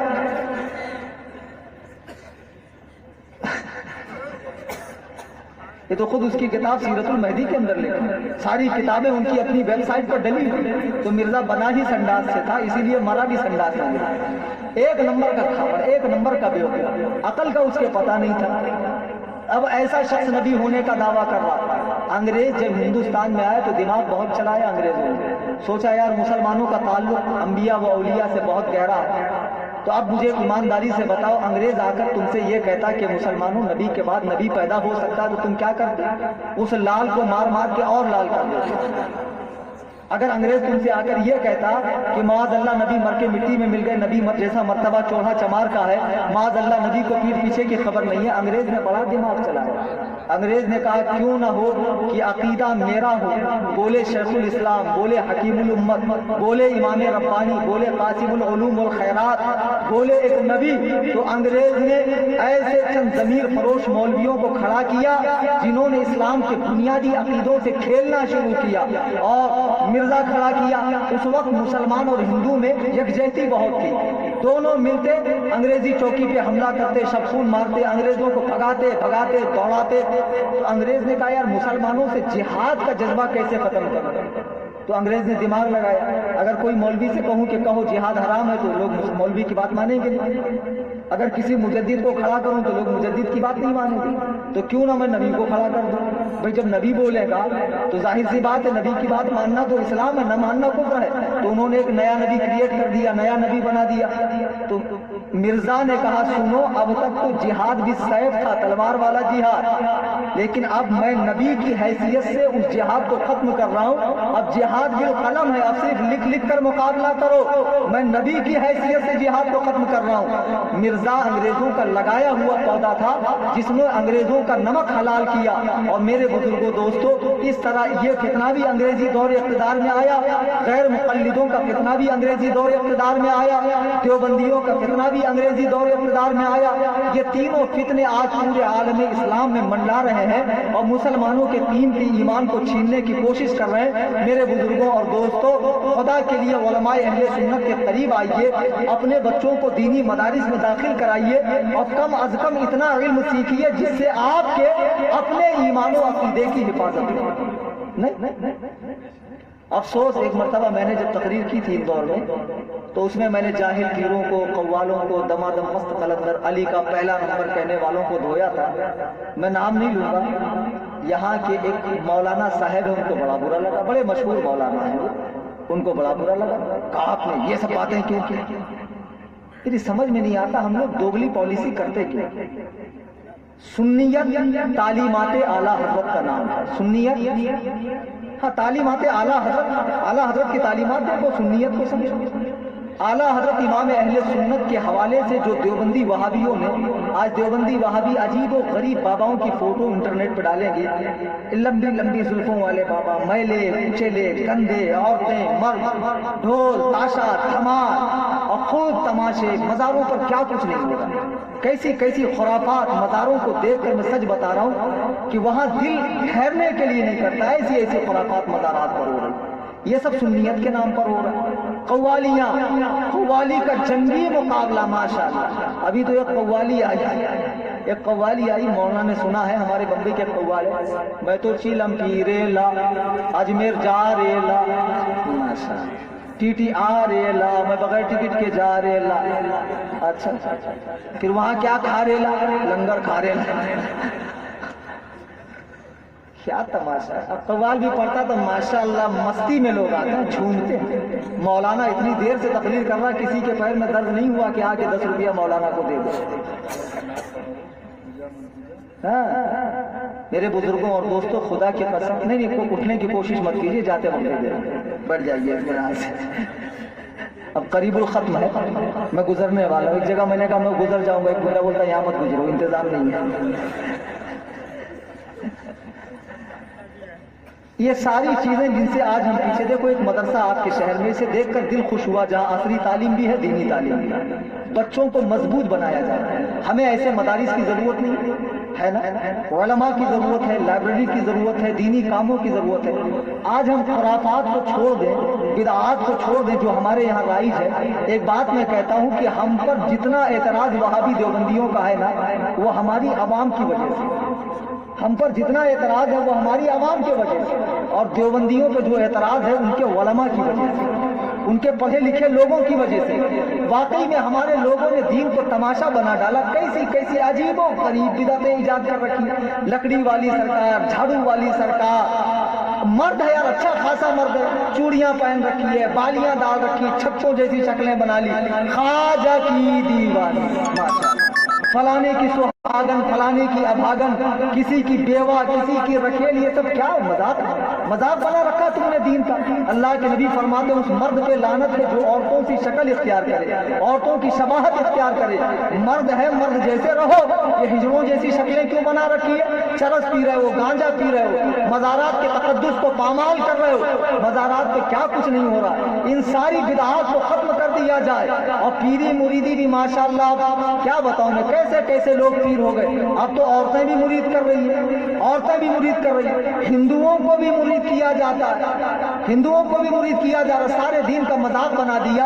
ان جاہل جھپاٹ لوگوں سے آپ دین کو مت سمجھیے، اعلیٰ حضرت کی جو تعلیمات ہے اس سے دین کو سمجھیے، اس سے سنیت کو سمجھیے، مسلک اعلیٰ حضرت پر قائم رہیے، اور ہمارے پیر و مرشد سرکار تاج الشریعہ جو صحیح معنوں میں مسلک اعلیٰ حضرت کو پیش کر رہے ہیں، تعلیمات اعلیٰ حضرت کو پیش کر رہے ہیں۔ ورنہ اور بھی کچھ لوگ ہیں جو ماشاءاللہ فتاوی رضویہ شریف عام کریں گے، بغیر سیزن کے ہی عام کر دیں گے لوگ۔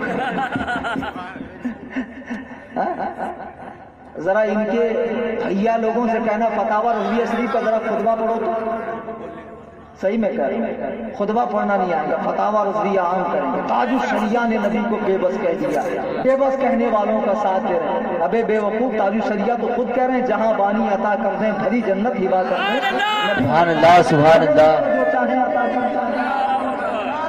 اتنی شدت، اتنی شدت، یہ شدت تو وہی شدت ہے جو ابن عبد الوہاب نبی کے ٹولے میں کہ ہماری چند مٹھی بھر لوگوں کے سوا دنیا میں کوئی مسلمان ہی نہیں، وہی شدت ان لوگوں کے اندر، مسلمان ہی نہیں ہے، ان کے سوا کوئی مسلک اعلیٰ حضرت کے ہے ہی، خود اعلیٰ حضرت کی اولاد مسلک اعلیٰ حضرت کے نہ ہو۔ تاج الشریعہ نے اپنے فتوے میں یہ لکھ دیا، تو فتوا تو اعلیٰ تاج الشریعہ نے 40 سال پہلے دیا تھا کہ نبی ہر محفل میں تشریف لاتے ہیں، ضرور تشریف لاتے ہیں، یہ سنیوں کا عقیدہ نہیں۔ تو اب 1 سال پہلے تک تو آپ بھی کہتے تھے کہ تاج الشریعہ کا فتوا نہ مانے، ہم اسے مرکز کا باغی کہتے ہیں۔ جب تمہاری بات نہ بنی، سسر پرستی کی وجہ سے آپ سن رہے ہیں Razvi network international Islamic website بفیض روحانی حضور علامہ و مولانا الحاج الشاہ حسین احمد رضوی رحمۃ اللہ۔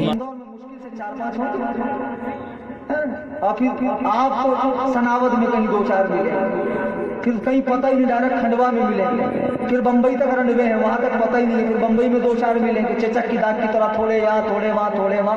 तो तुम्हारे होने से क्या फर्क पड़ता? तुम न मानो ताजुल शरिया की जूती को भी फर्क नहीं पड़ता, क्योंकि ताजुल शरिया तो वो है कि जिनको आलम इस्लाम के बड़े बड़े उलमा अपने सर का ताज माना। नारे तकबीर, नारे रिसालत, बस्ती बस्ती करिया करिया। ताजुल शरिया को समझने के लिए इल्म चाहिए, उनकी कुर्बत चाहिए। अच्छा आप एक बात बताओ, किसी देहाती से आप पूछो जहाज कितना बड़ा होता, बोलेगा कितना बड़ा होता, इतना बड़ा तो माचिस की डिब्बी के तो बेचारे का क्या कसूर, उसने जब भी देखा है एकदम बुलंदियों पे जहाज को देखा तभी वही कहेगा ना माचिस की डिब्बी के तरह। आप किसी शहरी से पूछो, इंदौरी से पूछो जहाज कितना बड़ा होता, एग्जैक्ट बताएगा कितना बड़ा होता, क्योंकि उसने करीब से देखा।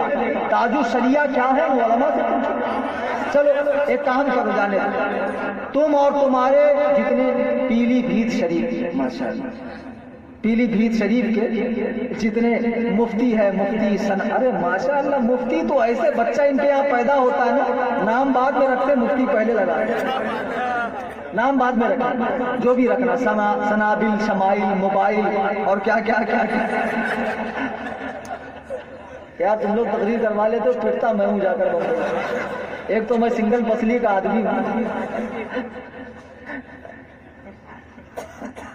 तो बहरहाल जितने हैं सब तुम्हारे खुलफा और तुम्हारे जितने हैं मुरीदीन, तुम्हारे पीर साहिबान, सब एक मैदान में आओ।